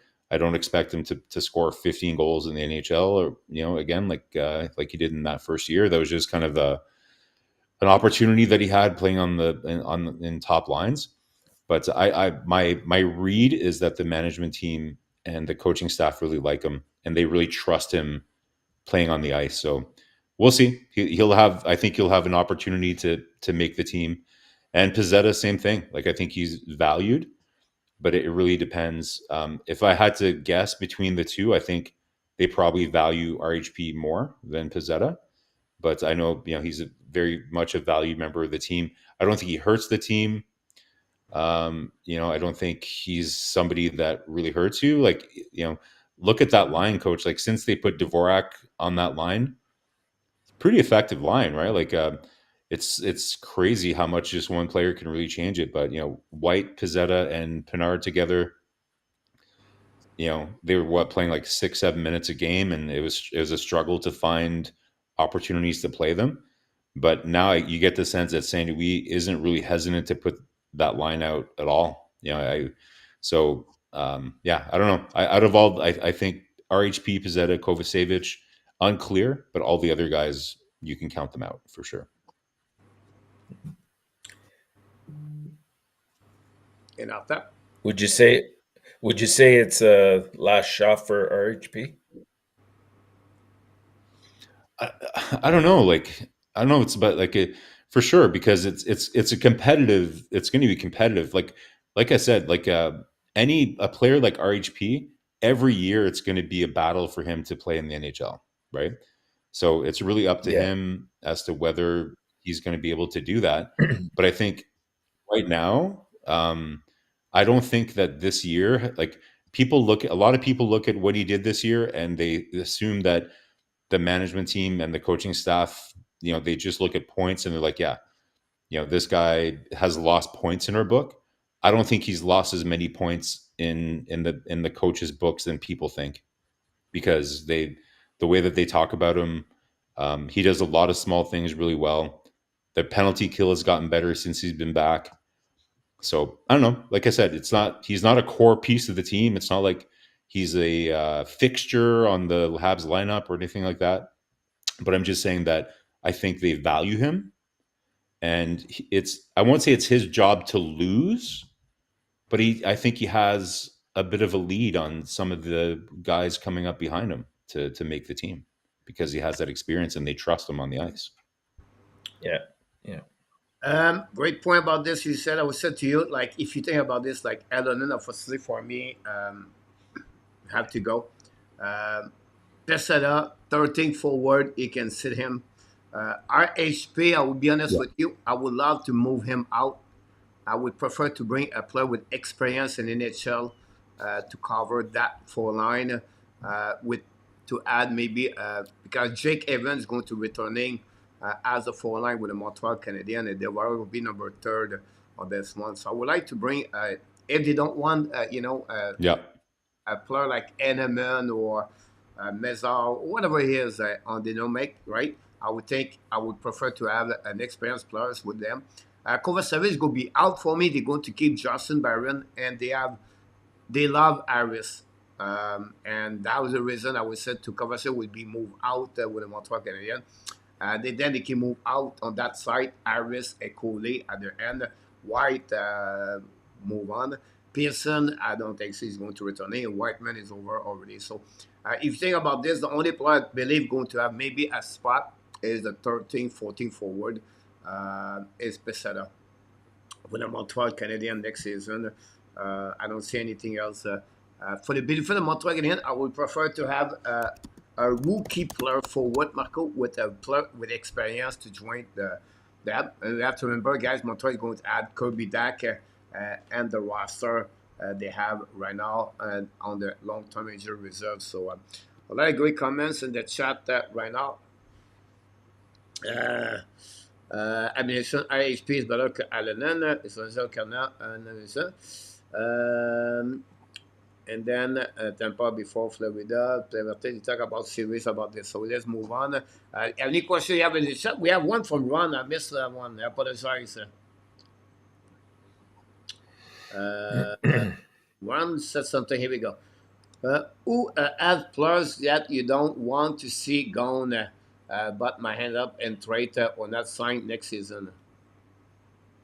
Who have players that you don't want to see gone? Sorry, it's cutting up again for me, Coach. But It might end up being end up, traded or not signed. yeah.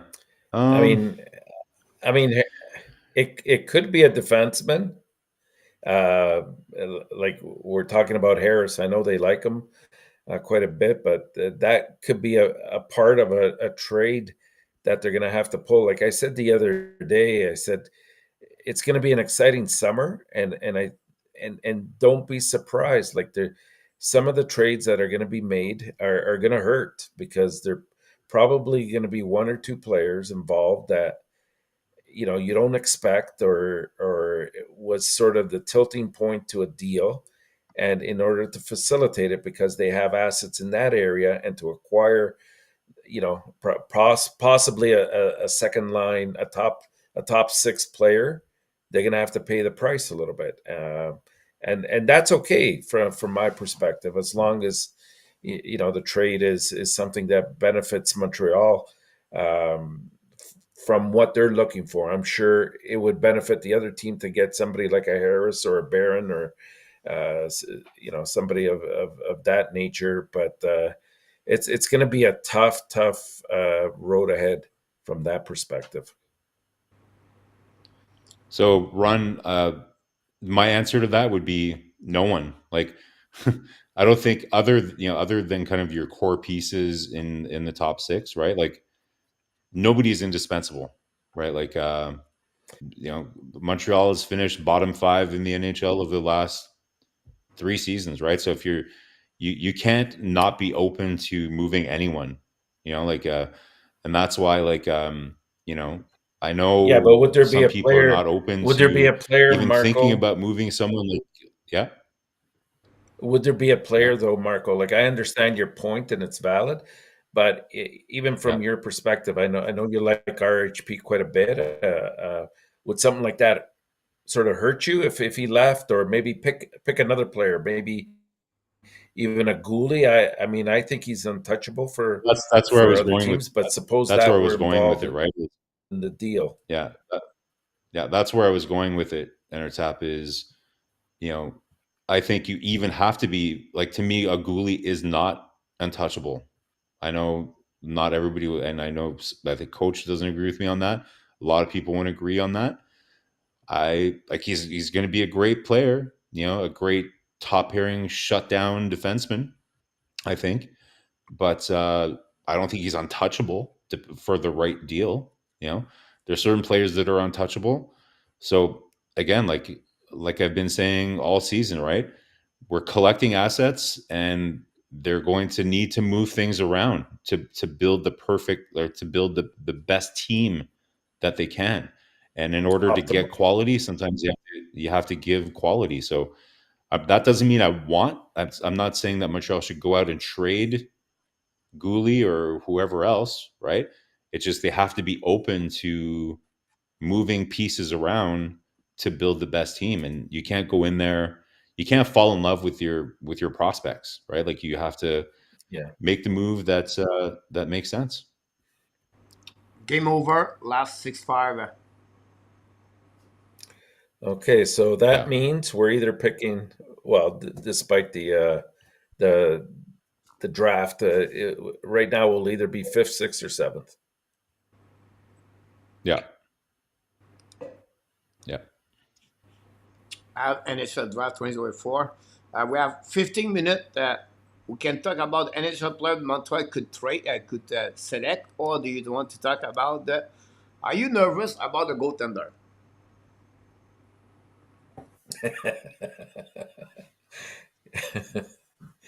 I don't know if No, nervous is the right word. I still firmly believe that neither one of these two goalies will be our starting goalie when we're ready to make a good push into the playoffs and hopefully further.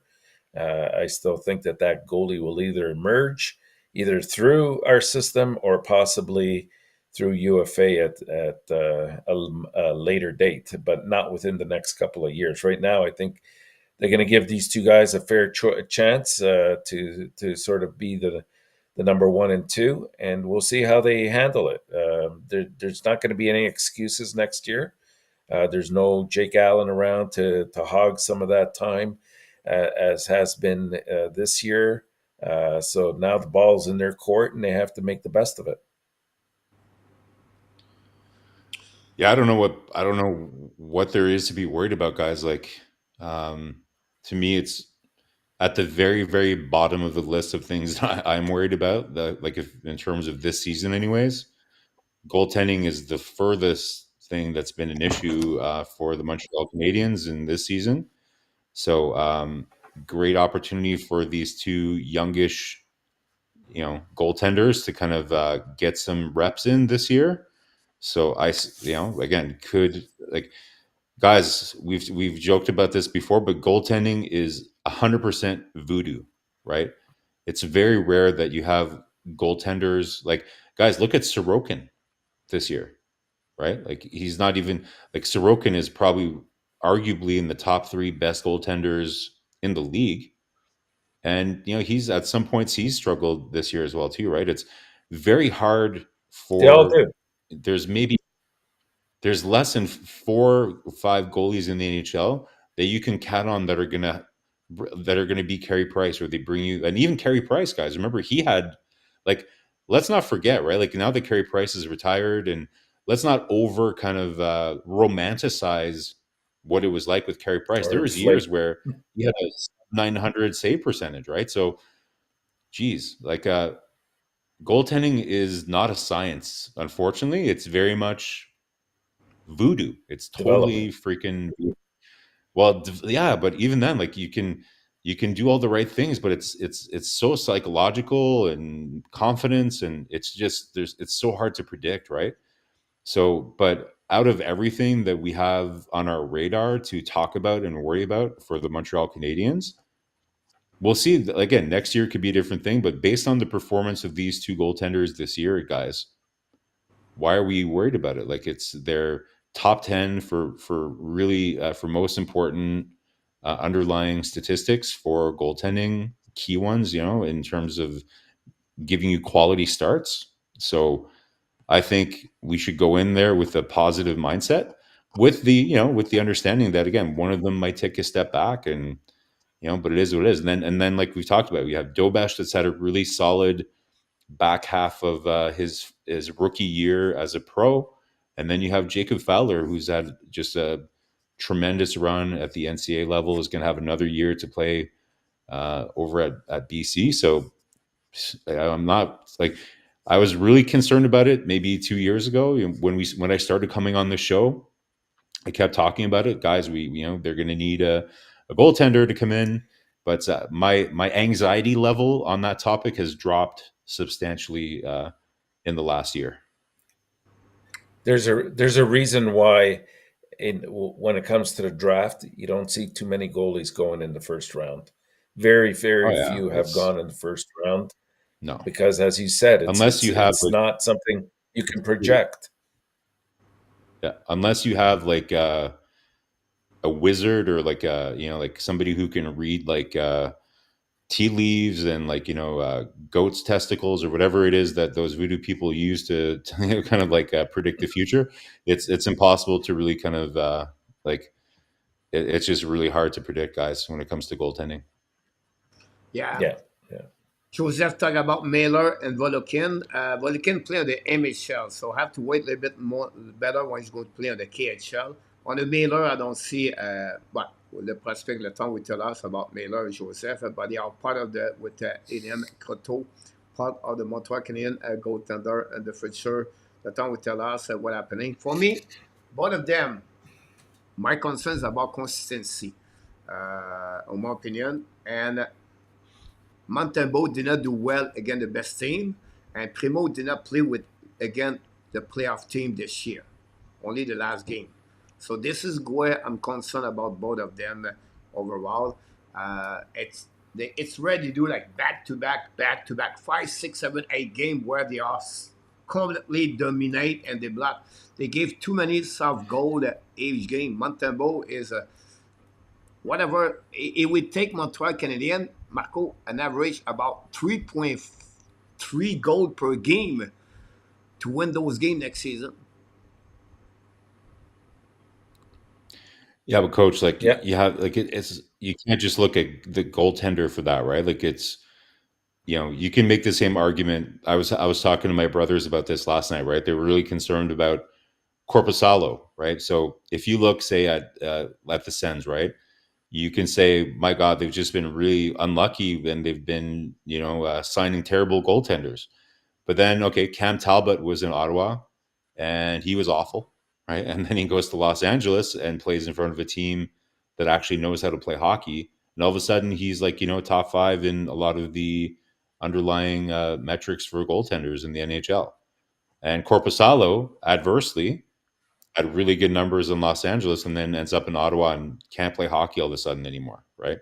So yes, there's certain things that go, like I used to put a lot of weight on save percentage. Like to me, it was logical. Well, hey, it doesn't matter goals against. It really depends. If you play on a bad team, you're going to give up more goals. I get it, but save percentage, okay, it makes sense. Like just how many saves You did you also have based faced on shots that you get? That makes sense. But exactly. when you really look You at faced it, more shots. but when you really, but yeah, but even when you look at that though, okay, the save percentage doesn't tell you the quality of shots that those goaltenders are facing.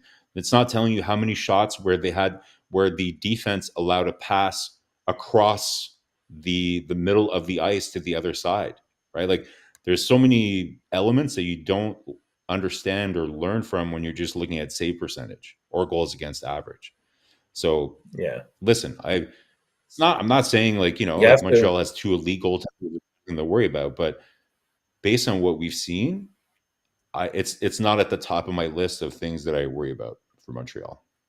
In in all fairness, the one thing I look at mostly is, are they learning from some of the mistakes that they were making earlier? And I haven't quite seen that. There's been some nights where there's been improvement, but I see them falling back on some of their bad habits, the giving up of rebounds, and I know a better defense in front of them, more experienced defense would definitely help because usually that will hide things. But they're going down way too quick, especially Montebo at this point, and players are too skilled today. Like they will go up top, all they need is a couple of inches, and that puck is in that corner. So he has to be a little bit more vigilant in terms of just the small details to his game that will improve, and those will go a long way in making him a better goalie. Well, like I've been saying in the chat when we've been talking about this, guys, yeah, like if you go across almost every single goaltender in the NHL, you can find goals where a player finds top shelf and they're doing the reverse VH and they're just playing the odds, right? That's less of a read from the goaltender, like the goaltender making a bad read. It's more about the goaltending coach has coached them that this is how we want you to play these kinds of situations. If the puck in this game situation, when the puck is in the corner or like whatever the game situation is, like remember coach, you were talking about how Suzuki was working with the player development team to kind of look at analytics as to where should he be on the ice, where do the most of the points happen. Like, well, they're doing the same thing. Like that's what Kent Hughes told us that they were going to do. They were going to leverage analytics all across the organization. So what they're doing in that case, Enortap, is they're looking at everything. They're saying, okay, in this game situation, Mr. Montembeau, when you're in this game situation, 90% of the goals are going to be scored along the ice. So if a player beats you up there in that situation, that's good shot, right? So yes, like you can debate whether that's the right thing to do. Like you have goaltending experts like Stefan Waite that goes on RDS, and he's very critical of uh, modern goaltending coaches relying too much on the reverse VH, and I tend to agree.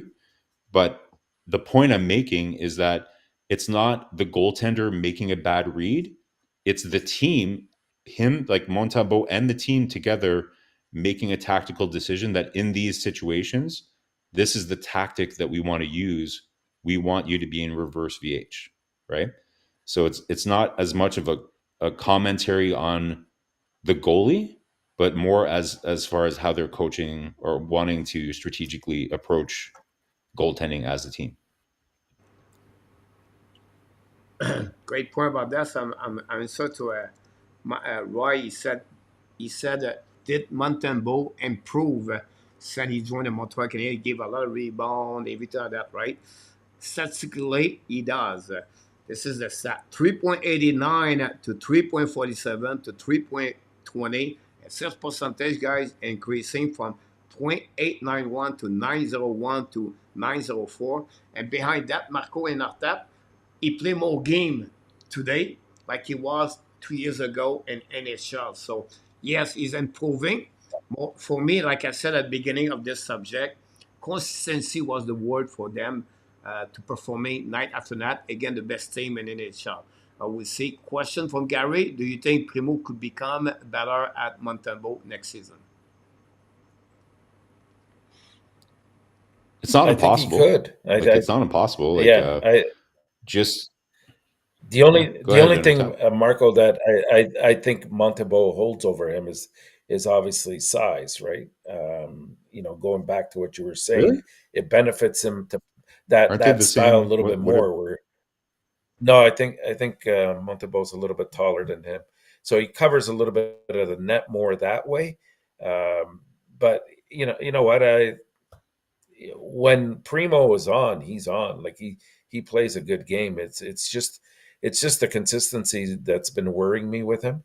But I like the fact that he gambles a lot of times, and he seems to try to control his rebounds a little bit more. I mean, he was horrible at it in the beginning, and he's come a long way in that regard. Um, does he have a chance? I think so, but will it happen? It all depends. Yeah, it's hard to say, guys. Like Primo's. It's hard to really know a goaltender. Like, what's the number? Like, they need to play at least 150 games, or I forget what the number is, right? But goaltenders are the ones that become proficient in their role. It takes them the longest, right? It's forwards. They can be proficient and operating at a high level in the NHL within like 150 games, but then it's defensemen and then it's goaltenders that take the longest, right? So the thing with Primo, what I'm really impressed with Primo's game is the speed of his pads. He reminds me a bit of Jose Theodore in terms of how quick he is with his pads. Monty is More more athletic. of a yeah, he is a little bit more athletic, I think. Monty reminds me a little bit more of a Jaguar kind of guy where he's more positional than Primo. Like Primo is a little bit more quick with his pads, but I think that Monty is a little bit more stable. I think he reads the play and sees through traffic a little bit better than Primo. But like I said, guys, like these guys are still evolving. So I think it's, I don't think it's going to be like, like I don't think Monty's going to play 65 games next year either. I think it's going to be probably more like what I predicted at the beginning of the year this year, like maybe 50 55 30. games. Yeah, like 50, 30, 55, 25, something like that. But that's if Monty, kind of continues to play the way that he has. Coach, in terms of consistency, like I think we commented a lot this year that we were pretty impressed with how consistent Montembeault was, right? Again, he struggled, a little bit, I'd say, in the last couple weeks. I'm not sure what to attribute that to. I don't think it was just magically when Allen went away. I think he played pretty well when Allen first left. I'm not sure what's going on, but I don't see the same thing specifically about rebound control.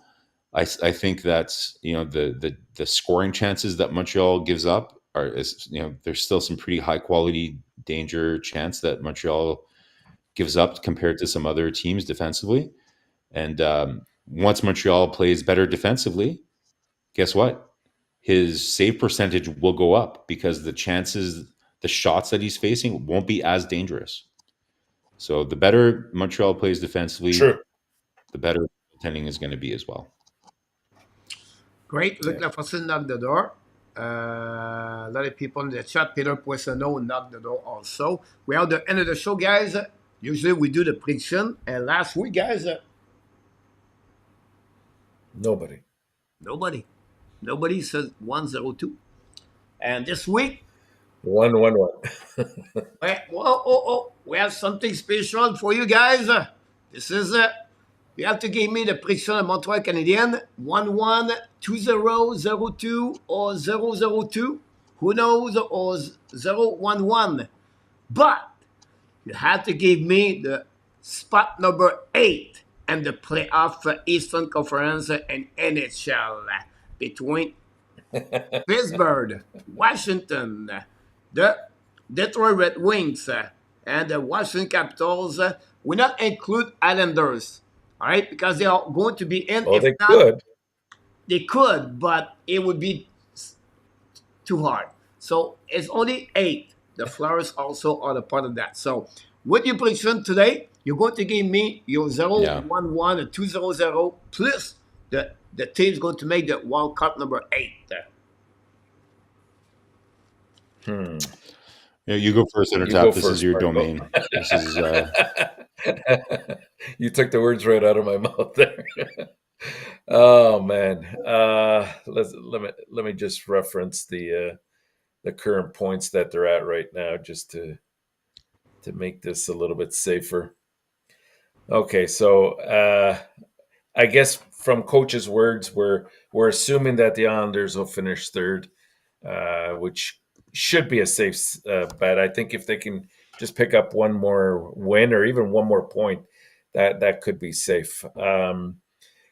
If you look at the other teams, I think Washington probably has the toughest schedule because they have to play Boston and they have to play Philadelphia, who's also a hungry team. Having said that, Philadelphia only has that one game. So I'm going to discount Philadelphia from the equation. That would leave Washington, Pittsburgh, and Detroit. And Detroit has Montreal twice. Pittsburgh has Nashville and the Islanders. It's going to come down to the wire. I think first of all, I'm going to say that I think Montreal will go 1-1 against Detroit. And having said that, that could open the door for Pittsburgh because they're at 86 points. If they can manage to win the last 2 games, that would give them 90, and Detroit would be at 89. But I don't think Pittsburgh will do it. That's my only problem. I say Detroit gets that 8th spot. Whew. Yeah, this is a tough one, guys. In our time, he go from all around the lake, and he come back at the same spot at the end of the night. Yeah. I'm playing it safe. All right. Well, yeah, it's going to be very fun. First of all, guys, it's going to be fun to watch. I'm going to say, I don't disagree. I think we can go 1-1 against Detroit. For me, I don't know what it is. Like all year, I've counted out Washington. I just don't know how they're doing it because there's the goal differential that's not in their favor. I don't like their roster. I just don't know how they're doing it. It's hard to go against Crosby. Like I'm kind of rooting for Pittsburgh just because you have to admire kind of what Crosby's done to get them there. So I'm kind of I'm kind of rooting for Pittsburgh to make it, but I get a sense that the two teams I would like to see there would be Detroit or Pittsburgh. So for that reason, I'm going to say Washington, because out of all the teams, I think they would be the ones that are going to get like almost swept in the first round. I don't know. I think it would be funner for the playoffs if either Pittsburgh or Detroit make it. But for that reason, I'll say Washington. The only problem with going with Pittsburgh is we've told Coach all year long that they weren't going to make it, Luciano and I. So we have to stick to our guns. Yeah. So what is your score? So I'll say Washington. I'll say Washington. So was it 1-1 Washington? Yeah. All right, sound good. Last night beat the playoff Washington. Crosby, Malkin, Letang, I'm on board. But I said at the beginning of the season that the Edmonton be a final Stanley Cup against Carolina, and the winner is Carolina. So I'm going to be stuck with Pittsburgh to make the playoff. So I'm going to go that one. But I'm going to go 0-1-1 on the Montreal Canadiens. Only 1 point on the two game. But I'm going to put Pittsburgh on that one for that. Whatever, the chance are a little bit limited. But at the end of the day, guys, it's going to be a fun game to watch. Could be all the way to the end. Pittsburgh, Islander play each other. We see all the scenario, me and Enortap yesterday, about what it would be great is Pittsburgh win. I think it was Pittsburgh win tomorrow against Nashville, and then Detroit lose against the Montreal Canadiens, and then after that you have Washington Flyers, if I can recall it, right? No, Washington and Flyers, last game. So automatically, hopefully, those two games will count after Monday night. Does it make sense? Yeah. So, makes sense, yeah. So it makes the final game of the season the important one. So that would be a good one about that son of there. So a lot of people make some kind of LDP. Finally did it. LDP, I was waiting for you. You said to be earlier Pittsburgh, and now you have 1-0-1 for 0-1 about that. So there we go. We have all the prediction of the weeks. We'll see what's happening about this. That's one that way, guys. I think this is the end of the show. I don't know if you need to add something else, but I just want to say one other thing. I just want to add one other thing, Coach. So I don't know if you guys saw, but Mr. Frank Nazar, the Chicago first-round pick, the guy that Montreal could have drafted instead of trading for Kirby Dach, scored his first goal today. Looks pretty good too. We'll see how that plays out next year, but just want to mention that as well.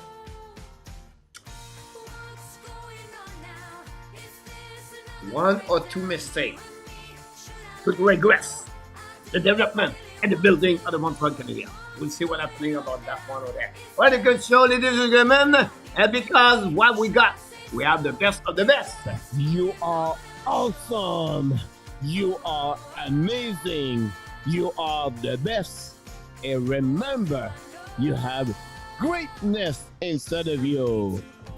Until the next time, we want to thank the moderator, Run with Kings, followed by Luciano Graziano, Arzi Calabro at the scoreboard update. And other people, click on the like. Great conversation in the chat tonight, guys. There are a lot of people in the chat. Other people from Thailand. Welcome back, Maurice with For You, and Kenneth and Roy. All of the people, they all now celebrate the Songkran Festival Water 2024. All the people participate every single night. You know who you are. And because of you, the channel is only constantly growing day after day. And of course, be well, be health. Find a way not only donate your day, but find a way to donate the first half of what the master Enortap. You're 2024. He's right. Until the next time, the Hockey Nation Show and the Ab Nation. I want to tell you one more thing. We love you, people. Have a great week. I will see you Wednesday night for the Locker Room Report, the last show of the year for the Montreal Canadiens. We're going to come back one more time with a weekly recap next week. for an overview of the Montreal Canadiens, and Marko, the prediction of the playoff 2024. So until then, an amazing, great Awesome. weeks, everybody. Thank you very much, guys. Have a good night.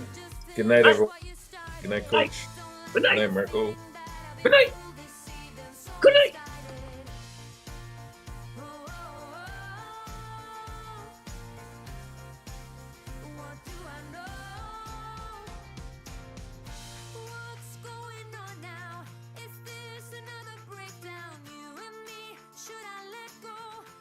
Yes, Joe.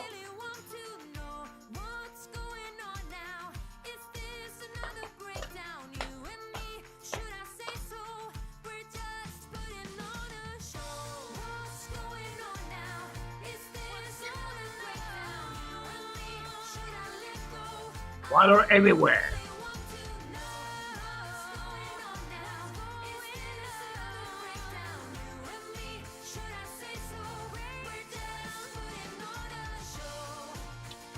Oh.